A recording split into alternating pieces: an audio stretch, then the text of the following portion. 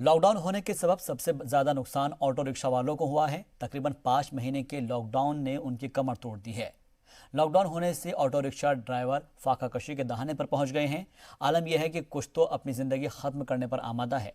ऐसे में पुणे के यरवडा पुलिस स्टेशन के एक पुलिस इंस्पेक्टर यूनुस शेख आगे आए और ऑटो रिक्शा वालों के लिए लोगों से मदद की अपील की। रिपोर्ट देखिए।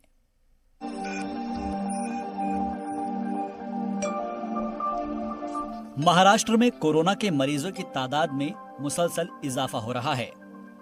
ऐसे में लोगों को लॉकडाउन में कम छूट दी जा रही है, लेकिन इससे रोजाना के कमाने वालों के सामने माशी मसला पैदा हो गया है और वो फाका कशी के दहाने पर आ गए हैं। सड़कें सुनसान हैं, लोग घरों में कैद हैं, जिससे इनकी आमदनी के सारे रास्ते बंद हैं। तो काफ़ी लोग इसमें रहते हैं, लेकिन अभी लॉकडाउन की वजह से उनको रिक्शा पे जाने को नहीं आता है और उनको पूरा घर में सब पूरा खाना ये वो सभी का प्रॉब्लम चालू था। तो मैंने आबिद भाई से बात किया कि यहाँ पे रिक्शा वाले हैं, इनके घर की हालत बहुत ख़राब है।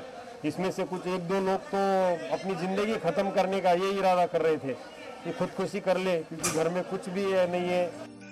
पुणे के यरवडा पुलिस स्टेशन के पुलिस इंस्पेक्टर यूनुस शेख ने ऑटो रिक्शा ड्राइवर्स के दर्द को महसूस किया और लोगों से अपील की कि वो ऑटो वालों की मदद करें। यूनुस शेख की अपील पर कुछ लोग ऑटो रिक्शा ड्राइवर्स की मदद के लिए आगे आए और उन्हें राशन की किट मुहैया कराई। बहुत बुरा चल रहा है, बहुत बुरा चल रहा है। कोई घर का खर्चा नहीं हो रहा, कुछ नहीं हो रहा, कोई फायदा नहीं हो रहा ना सरकार। हाँ, गाड़ी का हफ्ता, घर का खर्चा, लाइट बिल, ये सब देखना पड़ता है। तो अभी कैसे 4 महीना 5 महीना जो बंद था, हाँ, तो कैसे मैनेज कर रहे थे? वो तो बाहर से पैसा उधर लेके करके कर रहा।